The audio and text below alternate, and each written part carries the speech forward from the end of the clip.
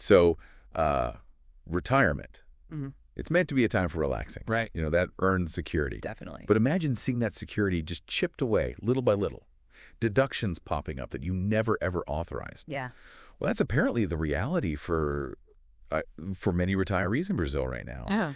They're caught up in this huge scandal involving the INSS, the National Social Security System. It's a real mess. So today, we're diving deep into this whole situation, these unauthorized deductions, how it was done, the alleged role of the INSS itself, the impact on people, and, well, the political storm that's brewing around it. And we've been looking at quite a range of material news reports, some deeper investigative pieces, commentary too, just trying to piece together what exactly is going on. Trying to make sense of it all. Right. And what really jumps out is just how audacious it all seems. The methods used and the big questions it raises about the systems meant to protect, vulnerable citizens. So our goal here is really to understand the anatomy of this scandal. How could something this big happen, and what does it actually mean for the average person relying on those benefits? Okay, so let's start at the beginning. The story first broke, really hit the headlines, with reports from places like Journal National and Globo News, right? That's right, major outlets. And the key finding, the absolute core of it, was these mass unauthorized deductions. And crucially, the idea that the INSS might have known about system weaknesses that allowed this. Exactly. The initial reports really honed in on this concept of parallel systems. These weren't the standard official INSS ways of verifying things. Right. They were alternative systems, often using these virtual signatures, which, well, they just turned out to be much less secure. Less secure, so easier to game. Potentially, yes. And the fact that these parallel systems were apparently authorized, allowed to run alongside the established, presumably more secure channels, that's a really key point we need to dig into.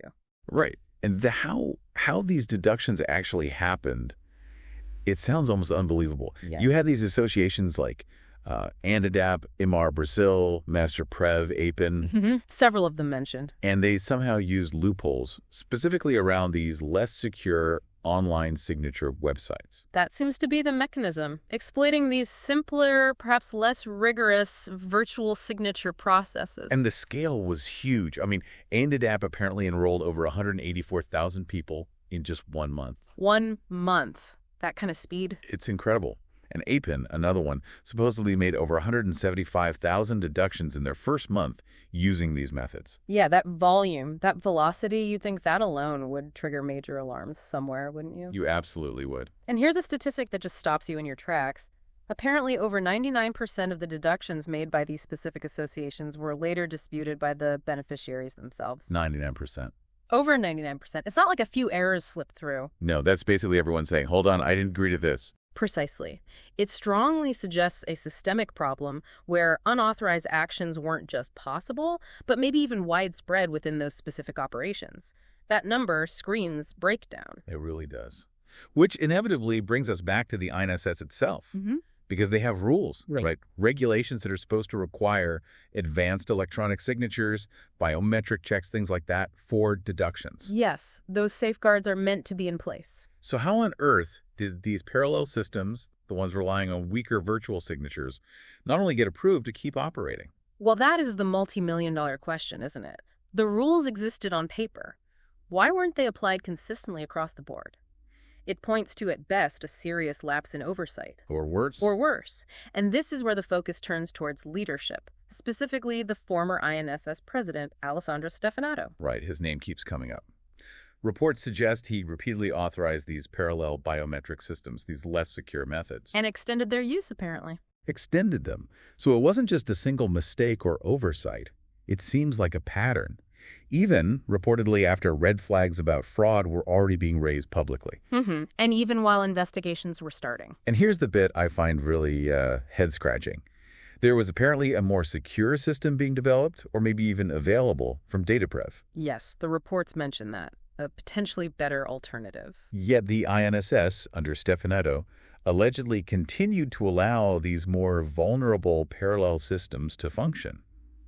Why? It seems counterintuitive, to say the least. Why stick with something known to be problematic when a more secure option is on the table? It's confusing. And the current INSS president has basically admitted it, hasn't he? Saying that authorizing those parallel systems actually enabled fraud. That's a pretty stark admission from the current leadership. It suggests, well, a significant failure in judgment or process, putting it mildly, acknowledging that the door was left open. And it's not just abstract numbers or system failures, is it? We hear stories like Dona Maria das Graças. Yes, the human impact. She insists she never authorized any deductions. Never. And now she's stuck in a legal battle just trying to get her own money back. Imagine the stress, the uncertainty. You're retired, likely on a fixed income, and suddenly money is disappearing for things you never agreed to. It's awful. Absolutely. These are often older individuals, people for whom financial stability is paramount. And the burden then falls on them to fight, to navigate the courts, just to recover what was wrongly taken. It adds insult to injury. The emotional toll must be immense. Undoubtedly. Okay, let's shift gears slightly to the political dimension of this, because inevitably something this big gets political. We looked at some commentary from Ricardo Dias. Right, who has a very, let's say, pointed satirical take on it all. Very pointed. Yeah. He basically frames the whole thing as, well, almost like government-orchestrated fraud, followed by a clumsy cover-up attempt. It's satire, yes, but it taps into a vein of public anger, doesn't it? It definitely reflects that suspicion and frustration. His commentary, even through the satire, really highlights this deep concern about potential high-level knowledge or involvement, and critically, a perceived lack of accountability. And he focuses on what he sees as government efforts to block a proper investigation. Exactly. He points to alleged moves to stall or prevent the formation of a CPMI, that's a Parliamentary Commission of Inquiry. Like a special investigative committee with real teeth. Precisely. Something that could dig much deeper and more publicly than regular channels might. The suggestion from Dias and others is that delaying the CPMI could let the heat die down, potentially shielding those involved. And the key figure in allowing or blocking a CPMI seems to be the Senate President, Davi Alcolumbre. His role is seen as crucial, yes. The decision on whether that inquiry goes forward rests heavily with him. And there are allegations swirling, mentioned in the commentary, about potential government incentives being offered to encourage him to, well, slow things down. Incentives to stall. That's a serious allegation. It is, because a CPMI could have major political repercussions, uncovering things that some might prefer stay hidden. And Dias also raised a specific point about asset freezes, didn't he? Or rather, the lack thereof for some people. Yes, he pointedly mentioned that the brother of a prominent political figure apparently wasn't subjected to asset freezes, despite the scale of the deductions linked to an entity connected to him. Which just adds fuel to that fire of suspicion, right? That maybe there's an element of protection for certain politically connected individuals. It certainly raises questions about fairness and whether the investigation is being applied evenly. Meanwhile, while all this political maneuvering is supposedly happening, you do have official investigations underway. The CGU, the federal police. Yes, the formal investigations are proceeding into the associations involved. But there was another interesting detail there, too. Apparently, some associations that showed huge jumps in membership, which you'd assume means lots of these deductions weren't initially on the list for asset freezes. That's another point that raises eyebrows. Why were some targeted initially and others, seemingly in a similar position, not? It again feeds into this question of who knew what and whether some entities are being treated differently. Is there a reason? We don't know yet. It feels like there are still so many unanswered questions. Who really benefited from setting up these loopholes in the first place? Right. Was it just the associations skimming profits, or was there complicity higher up within the INSS, maybe even beyond? We just don't have the full picture. It feels like we're still just scratching the surface of how deep this goes. I think that's fair to say. The full extent of the fraud, who was involved, the precise chain of decisions, much of that is still unclear. The ongoing investigations, and especially if a CTMI does happen, will be crucial for hopefully bringing more clarity. So if we try to bring this all together for a moment, what we have is a huge scandal. Unauthorized deductions hitting vulnerable retirees. Big time. We have really questionable actions, or maybe inactions, by the INSS itself, which seem to have paved the way for this to happen. Actions that, by their own admission now, enabled fraud.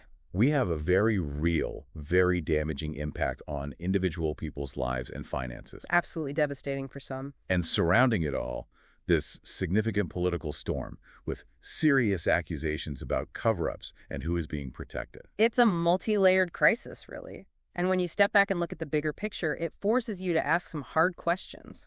Like what? Well, what does this whole episode tell us about the very systems designed to protect the most vulnerable people in society? How could they be exploited on this scale? Yeah, how fragile are their safeguards? Exactly. And what does it say about oversight, about accountability within these crucial government institutions? That's the million-real question, isn't it? What does this do to public trust? Trust in the INSS, trust in the government's ability to manage these essential services effectively and honestly. It erodes it, potentially significantly. Yeah. And you have to wonder about the long-term consequences. Not just getting the money back for the victims, which is vital, but fixing the systemic failures. Fixing the underlying problems so this can't just happen again 5 years down the line. Precisely. Ensuring there's real accountability is key. Stopping the deductions, recovering funds, that's step one. But understanding how the door was opened and ensuring it's slammed shut and locked, that's critical for preventing future scandals. Absolutely. Well, this deep dive has certainly uncovered a deeply concerning situation. It's clear this story is far from over. No, definitely ongoing. Investigations continue, the political fallout is still developing, and most importantly, the victims are still fighting for justice. It's definitely something that needs continued scrutiny.